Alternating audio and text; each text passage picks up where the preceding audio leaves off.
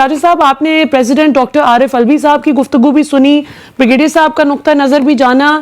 President الوی بہت clear ہے اس حوالے سے کہ عام آدمی جس پر قانون کے اطلاق کا اتنا زور دیا جاتا ہے وہی شاید اس وقت سب سے زیادہ زبردست طریقے سے ایک لا ابائڈنگ سٹیزن کے طور پر بہیو کر رہا ہے، جبکہ باقی جتنے بھی طاقتور لوگ ہیں وہ شاید قانون سے مبرہ ہیں، ایک دوسرے کی دست و گربہ ہیں، سیاستدان بھی.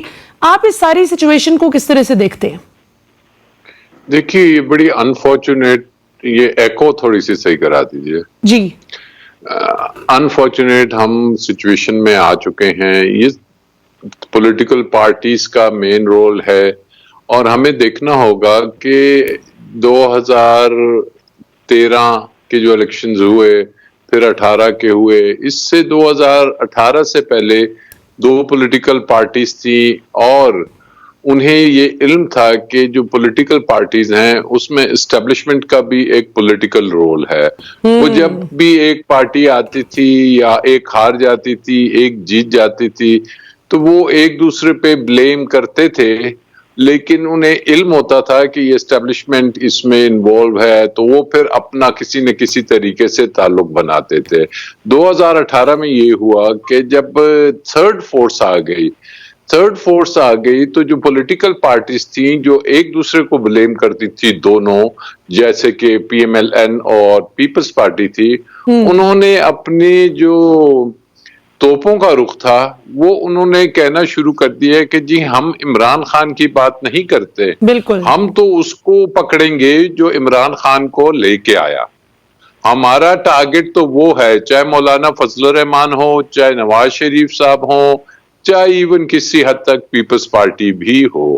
تو جب یہ سلسلہ شروع ہو جاتا ہے کہ جناب وہ بالکل وہ جا کے ڈائریکٹلی انہوں نے نام لینے شروع کر دیے. انہوں نے اس وقت کے چیف کا نام لیا، D G I S I کا نام لیا، اور ڈائریکٹلی ان کی انوالومنٹ جو کہ انڈائریکٹلی ہوتی تھی، لیکن انہوں نے ان کو کرش کرنا شروع کیا. اور نہ ہی صرف اس کو کہ جی انہوں نے اس طرف دیکھا، انہوں نے جوڈیشری کو بھی ملائن کرنا شروع کر دیا، ججز کے نام لے لے کے، جو ابھی تک سلسلہ جاری تھا.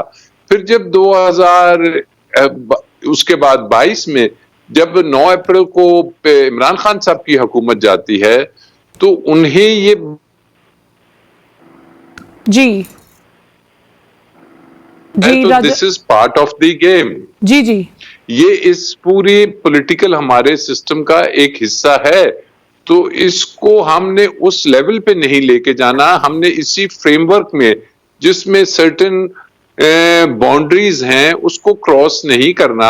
اور ہم نے جو رخ ہے وہ پولیٹیکل اوپوننٹس کو دیکھنا ہے، اور اس چیز کو ایڈمیٹڈلی کہ جناب جو بھی گورنمنٹ آ رہی ہے کہیں نہ کہیں اسٹیبلشمنٹ کا اس میں ہاتھ ہوتا ہے.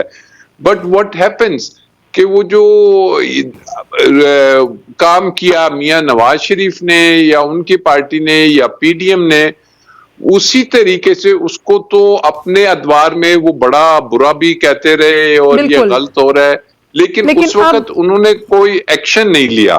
اٹ واز ہائی ٹائم کہ اس وقت بھی یہی جو کام ابھی پی ڈی ایم کی گورنمنٹ کر رہی ہے یہ کام ہونا چاہیے تھا. آپ کیا مشورہ دیں گے پاکستانی عوام کو کہ اداروں کی ہم تضحیق بھی نہ کریں، لیکن جہاں پر ہمیں کوئی اختلاف ہو وہاں پہ ہم ریسپیکٹ فلی کویشچن بھی ریز کر سکیں اور اس کو پھر ادارے بھی مائنڈ نہ کریں؟ یہ کس طرح سے ایک برج کیا جائے اس گیپ کو؟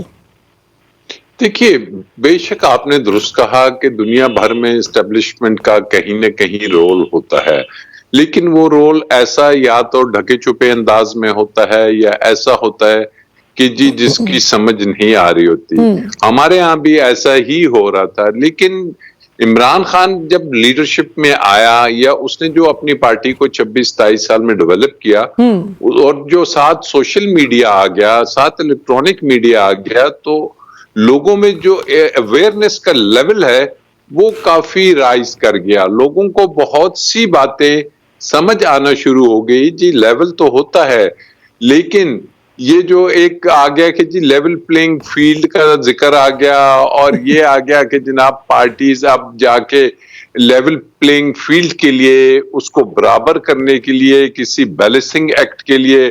کبھی ہم دیکھتے ہیں کہ جی عدالتوں کے فیصلے کوئی بیلنسنگ ایکٹ ہیں، کبھی ہم دیکھ رہے ہیں کہ جی اب عوام کو نظر آ رہا ہے کہ جی یہ جو گرفتاریاں ہو رہی ہیں، یہ جو لیڈرشپ کو ایک کو دو کو نہیں سینکڑوں کی تعداد میں اٹھایا جا رہا ہے، اور جس انداز میں اٹھایا جا رہا ہے. آپ کے جرنلسٹ جس میں ارشد شریف کا قتل ہے، جس میں عمران ریاض کی ڈس اپیرنس ہے، اور بہت سے جرنلسٹ ہیں جن پہ سینکڑوں درجنوں کیسز بنے ہوئے ہیں.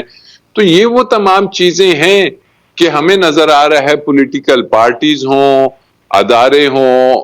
آپ پارلیمنٹ کو دیکھیے، پارلیمنٹ سپریم کورٹ فیصلے دیتی ہے. ہم نے کبھی زندگی میں نہیں دیکھا کہ جی ایسی قراردادیں آ رہی ہوں کہ جی آپ نے سپریم کورٹ کے فیصلے پہ پرائم منسٹر اور کیبنٹ نے عمل نہیں کرنا. دنیا میں یہ چیز تو نہیں ہوتی، دنیا میں بھلے سے ہوتا ہو، لیکن یہ کام نہیں ہوتا جو یہاں ہو رہا ہے. پھر ابھی ہم نے دیکھا ایک وہ کمیشن بنانے کی بات ہو رہی ہے کہ جی سپریم کورٹ آف پاکستان کے ججز، ان کو ہائی کورٹ کے سب آرڈینیٹ ججز اور ایک سپریم کورٹ کے جج، ان کے ذریعے ان کی انٹیگریٹی، ان کے اس بارے میں کوسچن اٹھا دیا گیا ہے. which to me at least یہ ایک انہونی بات ہے. دنیا میں ایسے نہیں ہوتا ہے. یہ تو کوئی کانٹیمپٹ آف کورٹ سے بھی بڑھ کے کام عمل شروع ہو گیا ہے. اور اس عمل کو سامنے رکھ کے ہم دنیا میں کیا میسج بھیج رہے ہیں کہ ہمارا سسٹم کیا ہے. یہ پی ڈی ایم کی گورنمنٹ کر کیا رہی ہے؟ یہ پی ڈی ایم ایک طرف عدالتوں کو کہتی ہے، قراردادیں پاس کرتی ہے، پھر سپریم کورٹ کے پاورز کو کرٹیل کرنے کے لیے ایسی لیجسلیشن کرتی ہے کہ سپریم کورٹ کے رولز اور ریگولیشن کو اپنے ہاتھ میں رکھنا چاہتی ہے. پھر گورنمنٹ جون سی ہے ایک ایسا کمیشن بنانا کہ اس چیزوں پہ کہ جی ہم ڈٹرمن کریں گے کہ جی آیا جو عدالتی ہمارا نظام ہے وہ شفاف ہے یا ججز کے نام لے کے وہ کیا. These are something very serious کہ ہم اس جگہ پہ پہنچ گئے ہیں کہ جہاں پہ اگر ان چیزوں کو روکا نہ گیا پھر تو جو اداروں کا سسٹم ہے، چاہے سپریم کورٹ ہوتی ہے، چاہے اسٹیبلشمنٹ ہے، چاہے پارلیمنٹ ہے، تو پھر عوام تو بیچاری کو کچھ سمجھ نہیں آ رہا، وہ کنفیوژن کا شکار ہو گیا ہے کہ کیا ہو رہا ہے. تو یہ وہ چیزیں ہیں جی بالکل راجہ صاحب، بالکل ٹھیک.